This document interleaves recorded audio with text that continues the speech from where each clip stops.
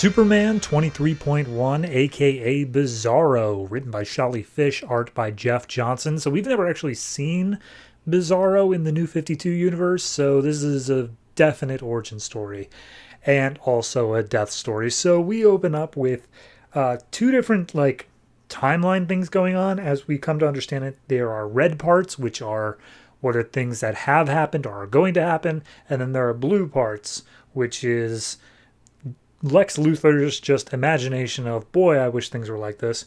And we just see a whole bunch of stuff that we don't understand yet. And he says, yes, this is a ending with a beginning and a beginning of an end.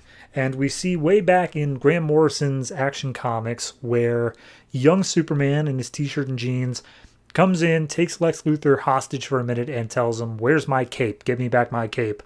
And because he is not quite as invulnerable as he was and he's been tortured, he left some blood on Lex Luthor's jacket, and he's like, that's it. That's all I needed. Now I'm going to use this blood, and I'm going to create myself my own personal Superman, because the army is so convinced that we need Iron Man stuff. We need those suits of armor. No, screw that. I am going to take Superman and all of his strength and all of his power, and I'm going to make one of my own that is loyal to me and me alone. We make it from whole cloth, not add it to a normal thing.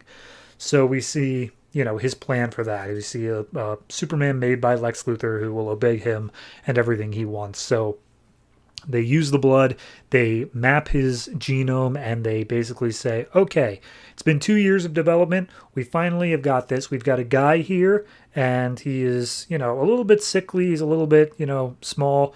We're going to use him, and we are going to take the Kryptonian genome, and we're going to bind it to his DNA. And that should be enough to make it work. And we see this kid, he's wearing a Superman t-shirt as Lex is explaining all this, and Lex is like, what you wearing there, kid? He's like, oh, Superman. I thought it made sense because I'm about to get all big and strong, right? And Lex is like, yeah, great. So we see that this vial that he has prepared is the A0 vial. This is his first test of the A0 thing, and so he injects the kid with it, and he explains yeah, it's technically a virus, but it's got nanobots in it, and don't worry about it, it'll all be fine. So he injects the guy, and he asks him how he feels, and he's like, all right, well, it should take possibly a few weeks for you to feel the effects, but we're just going to pump that up a little bit. And he turns on a yellow sun generating ray, and he turns it off. He's like, all right, so now within the next 24 or 48 hours. But then he looks at him, and he's immediately just buff and huge. And he's like, okay, that's faster than anticipated, which, because it's not anticipated, is bad news. And we see this guy starts collapsing in pain. He starts growing, his skin turns white, and he essentially becomes completely uncontrollable. He's just in a rage. And Lex is told oh, good Lord, we have to get out of here. And Lex is like, oh, don't worry about it. He's loyal to me. He'll always listen to what I say. And he says, stop where you are, Bobby. His name is Bobby. And Bobby just slams the ground and sends Lex flying. He's like, okay, new theory. His brain is swelling, and therefore he's not able to actually think at all. So I'm going to go ahead and have to pull out the kryptonite on this one. So he slams shut a door enough to give him some time. We see Bobby is still rapidly growing. He is basically getting larger and larger with every passing second. And Superman pulls out a kryptonite ray, shoots him, and he's like, you got Kryptonian DNA. This is going to hurt. And he hits him with the ray, and it does nothing because the human side, I guess, canceled it out. So Lex goes running. He's like, all right, well, that's why we've got a plan C. And he pulls out these bunch of different security protocols, plasma drones, Lex bots, quantum hounds. He sends them all after Bobby, and Bobby's just tearing them apart. He's just way too powerful for these guys. And Lex is like, okay, well, let's think this through.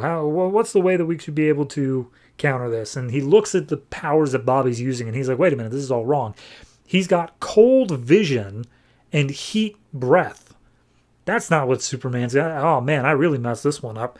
So as he thinks through it and he realizes that Bobby continues to grow more and more and more, he's like, I've got an idea. All right, so he taunts Bobby, sends him running back into the lab, back into the same spot he was, and Lex flips on the yellow sun again, and Bobby starts growing even more rapidly to the point where his human cells are becoming strained and there's no way for him to stay together. So we see him become just this goopy blob that explodes all over the lab, and Lex is like the only one left alive in here, and he looks around, he's like, all right, well, you know what? In science, there's no such thing as a complete failure. You can always learn from your mistakes. So he scoops up a sample of Bobby, and he starts doing tests underneath it, and he's like, yeah, okay.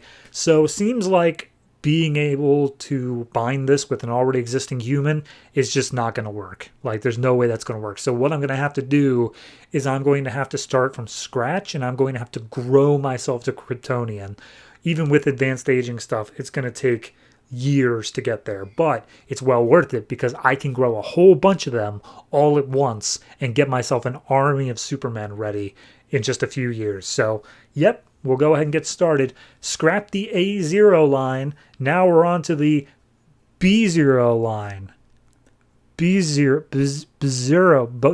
It's Bizarro. We're going on to Bizarro. Turns out this story had nothing to do with Bizarro at all. That was Bobby. Bizarro is his own guy who will be made in some years' time. But considering this was set 3 years ago, I think, we're gonna get him. He's gonna show up. Point being, I like this issue. I think it's smart. It's one of those like sneaky little cheeky things where they're like, yeah, he's named Bizarro, but like we changed it so that Bizarro actually comes from B0. And I know that it's retconning and I know that it's just a cheeky little joke, but like I love stuff like that.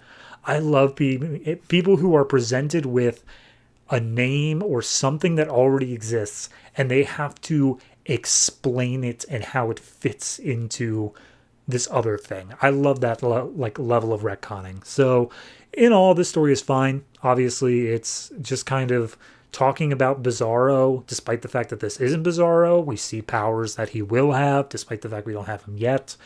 It's a good little one and done story. I don't have any problems with it. It's not great by any means.